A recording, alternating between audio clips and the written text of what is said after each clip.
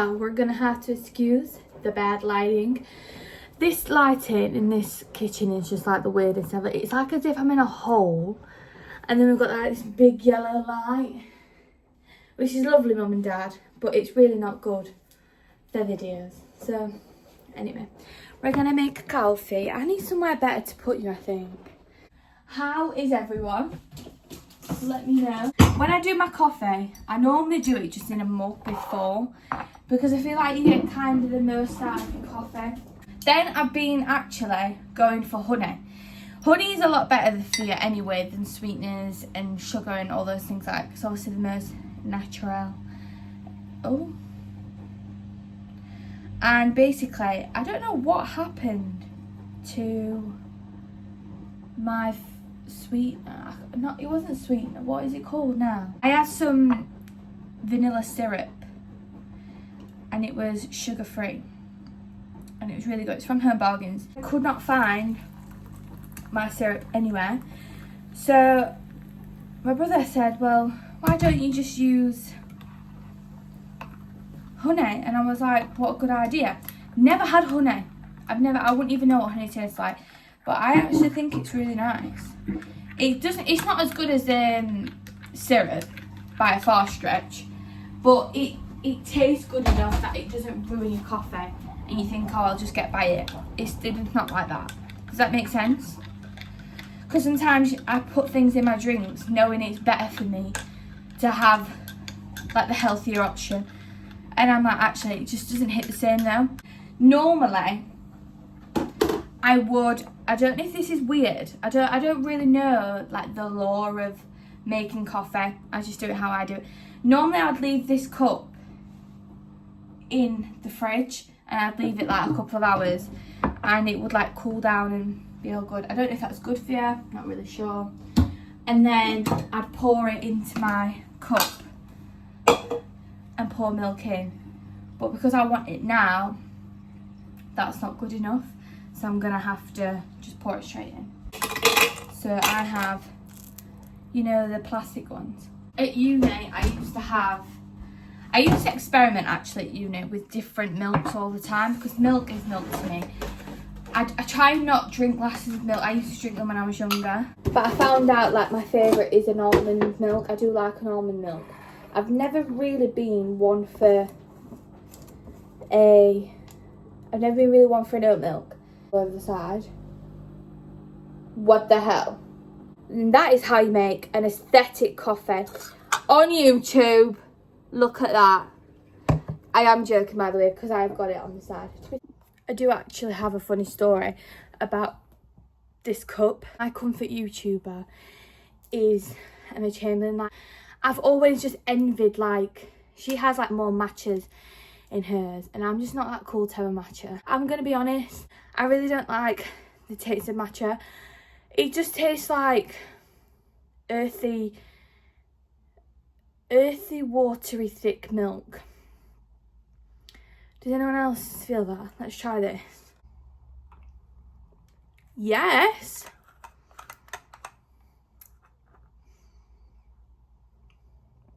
Yeah. Yum.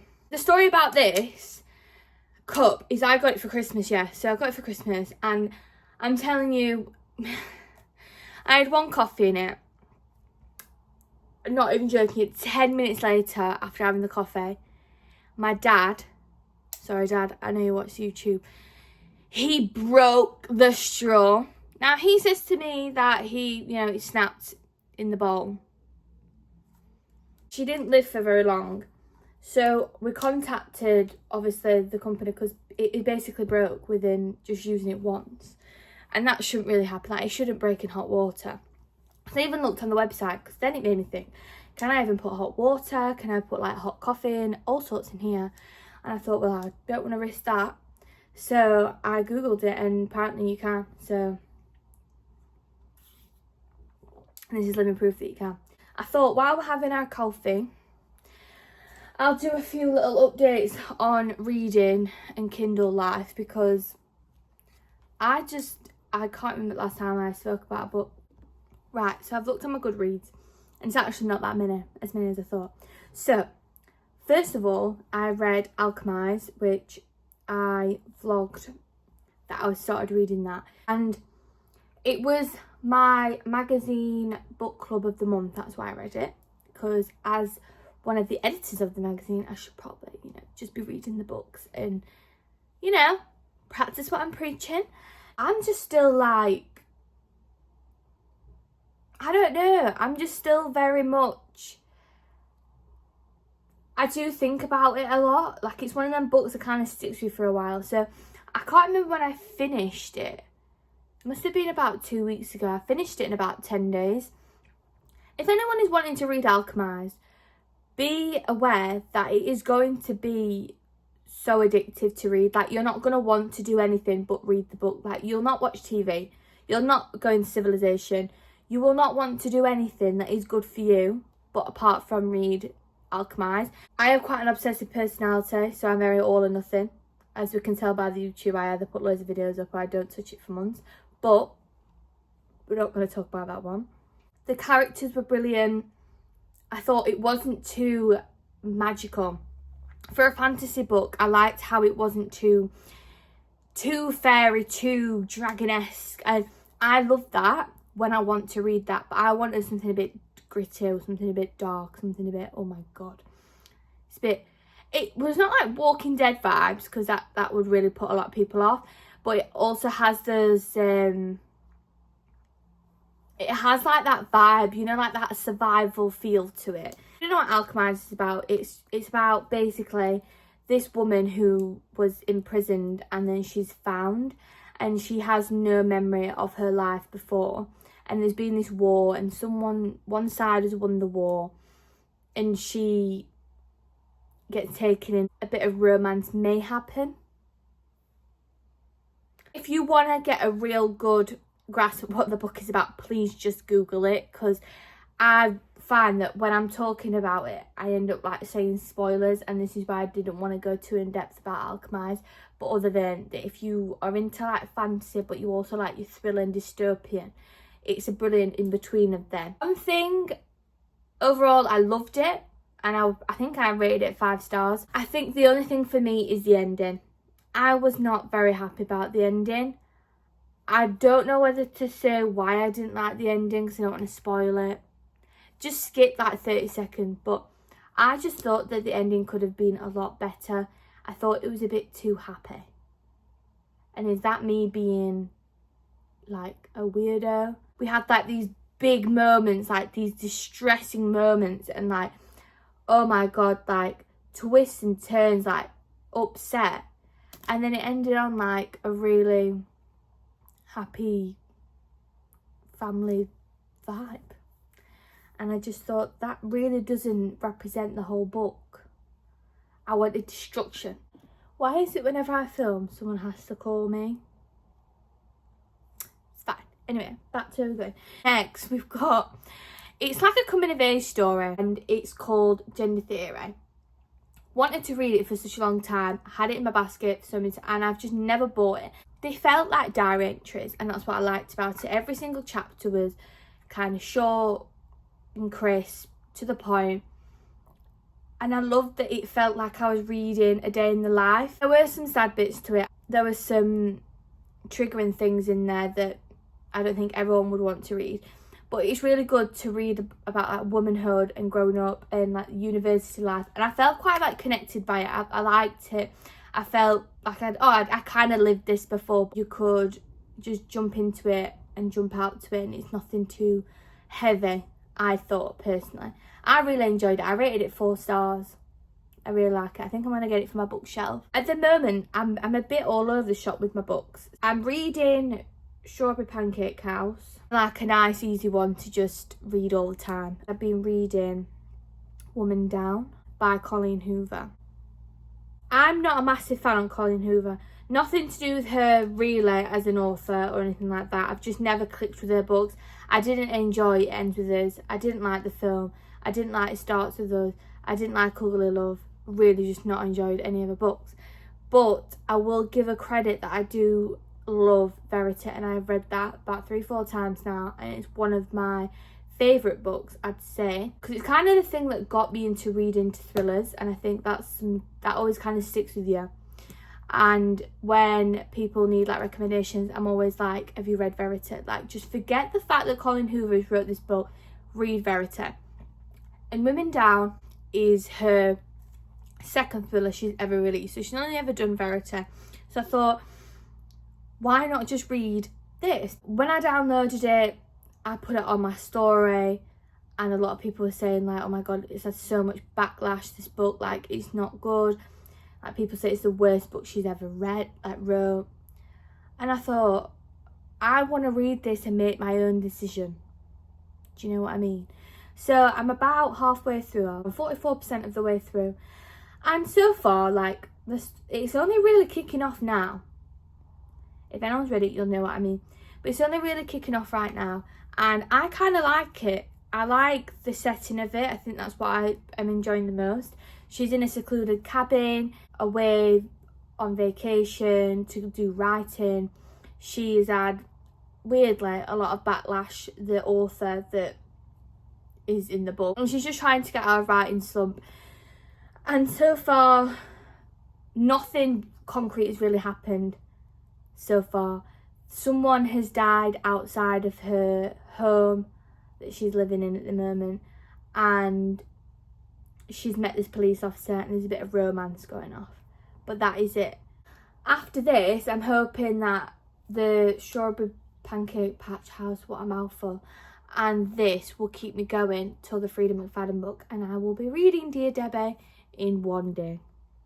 Well, no, hopefully when it comes out, it's my day off, so I literally can just sit, get locked in, read. Because that is like one of my favourite things to do with Freedom McFadden books. Like, the amount of times I've started on her books in the morning and then just completely, by the next morning, finished it. It's just it's a very niche aesthetic, and that is it. It reminds me of like being in uni and just rotting and just reading.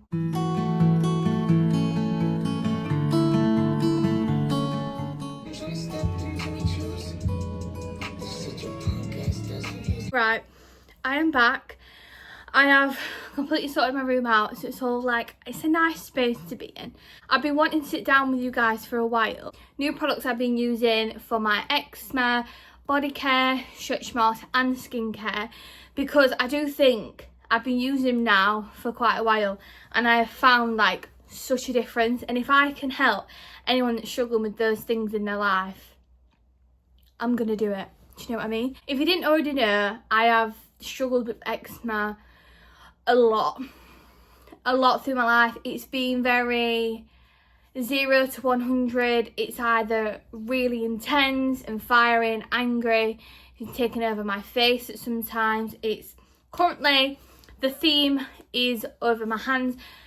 From afar you can't really see it. I mean, you kind of can. It's all on my wrists and all up my arms at the moment. They are my weak spots at the moment. I don't really have any other problems anywhere else. I'm glad I don't have it on my eyes and my cheeks anymore, because number one, as a makeup girlie who likes to put a full face on at the age she was, it was something that was very frustrating, and like your makeup never went on right. I just felt so self-conscious all the time when it was on my eyes.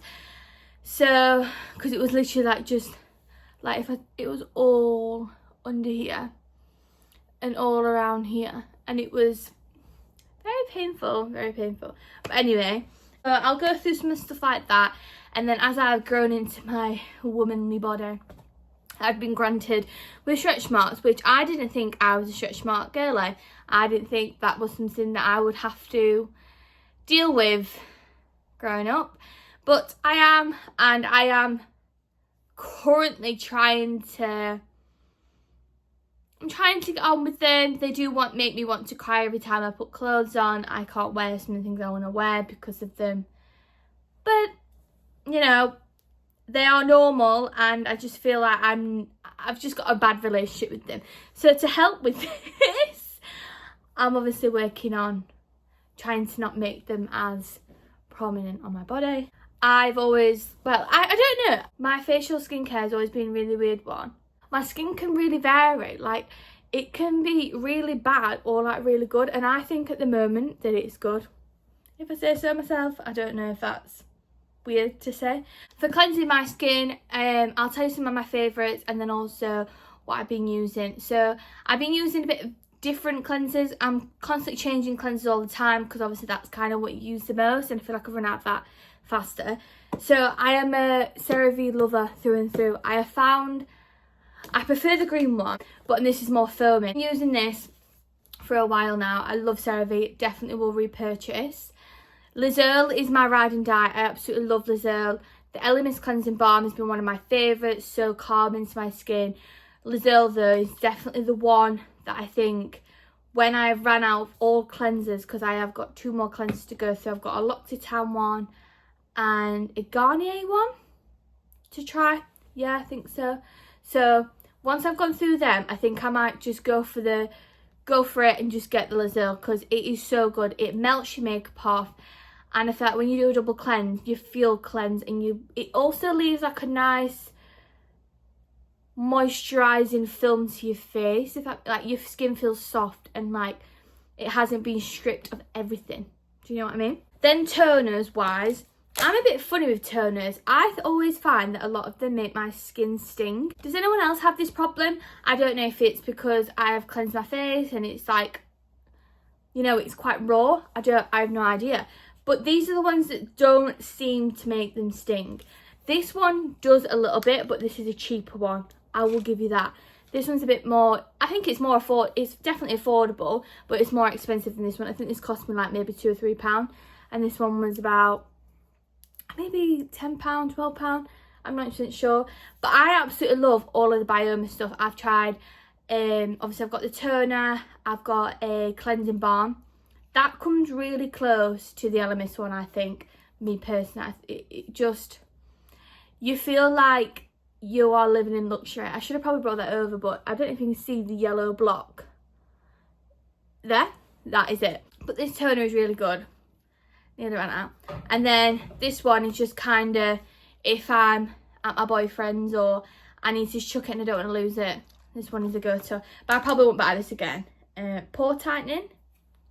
It says it's hydrating with hyaluronic acid, but I'm not feeling the hydration. The Mario Desco facial sprays, I've used these since probably I was like 15. I've not really used any of the facial sprays.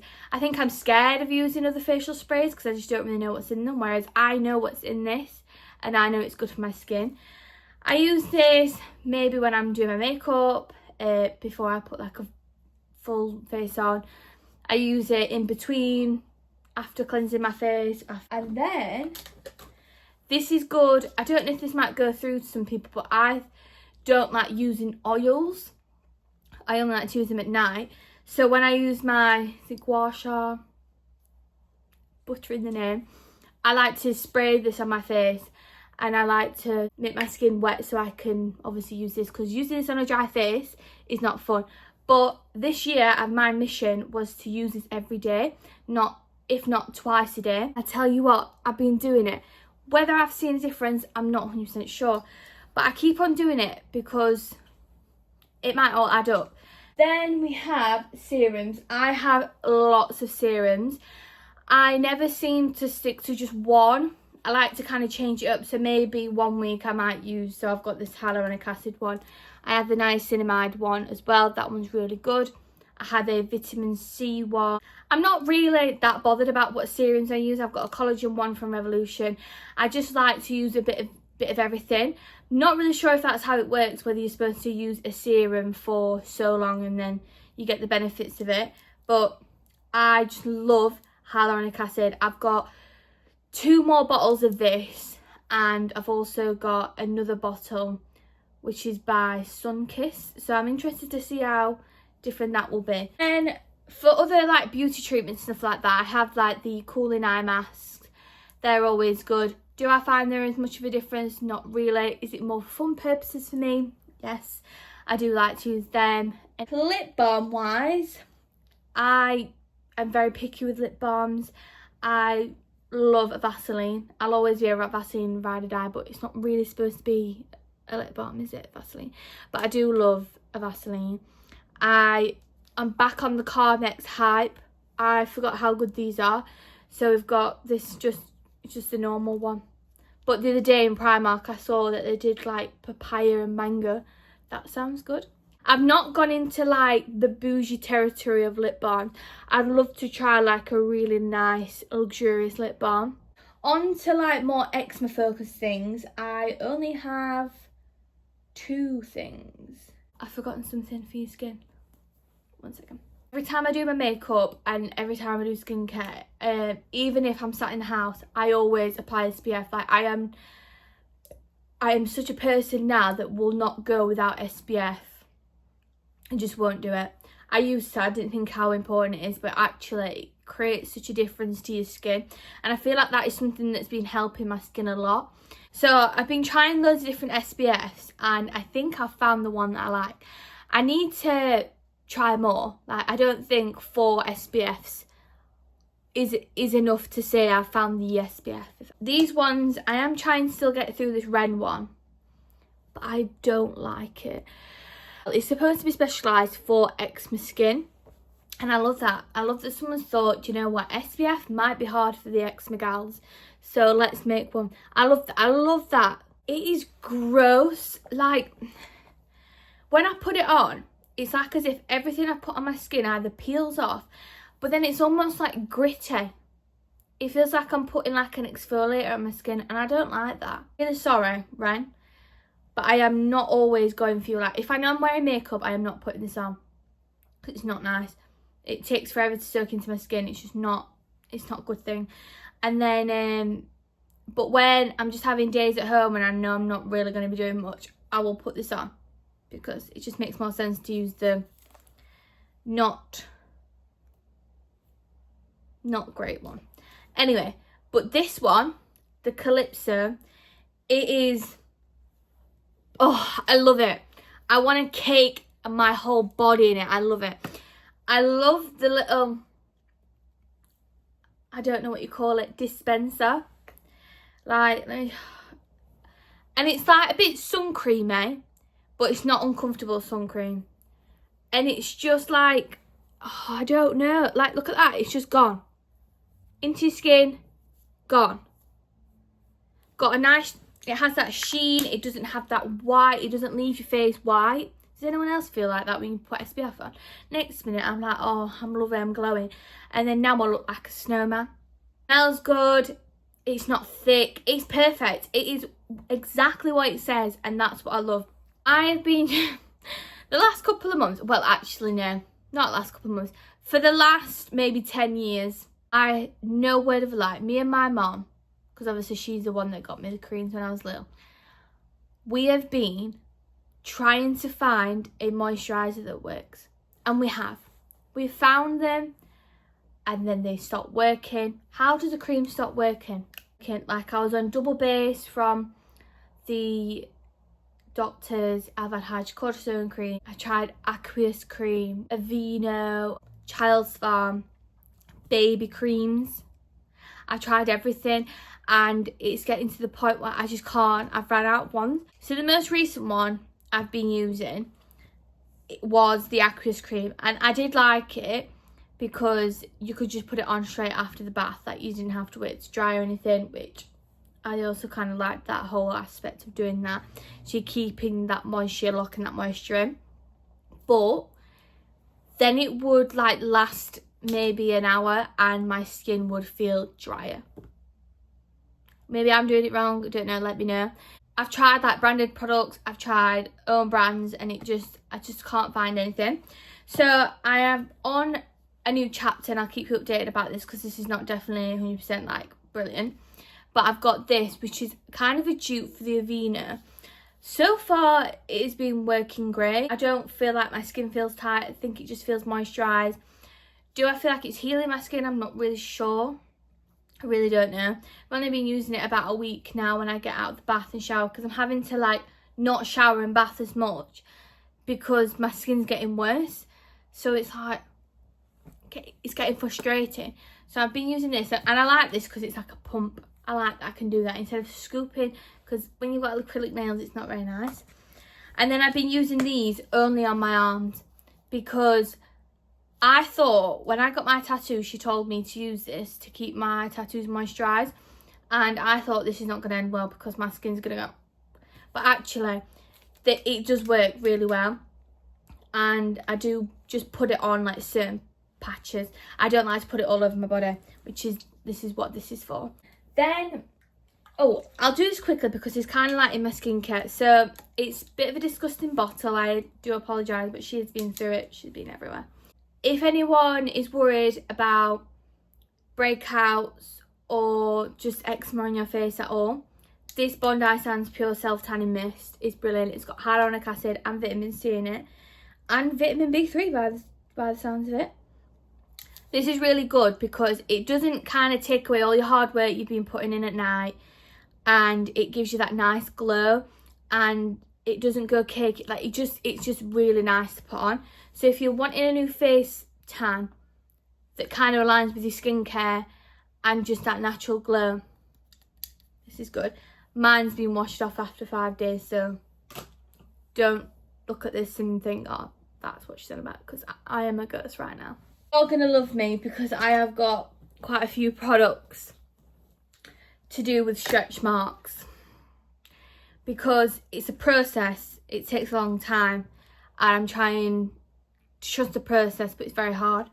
I've been using the Palmer's cocoa butter. I've seen on TikTok that this is not actually very good or anything. I like it. I don't know if it's doing anything, because I've only really started being really heavy on the help the stretch marks gate for about a month now, maybe. If you've had stretch marks, you'll know what I mean. So I've gone through 3 of these already, and I like putting them on in the morning, because putting oils on your body and then putting a whole outfit on, that's not comfortable, that's not nice. And as I said, I don't like oils. I don't like that greasy feeling. I don't even like putting cooking oil in a pan. So why would I put oil on myself? So this is good for if you don't want any sort of oil, slippery, grease feeling that I actually can't stand.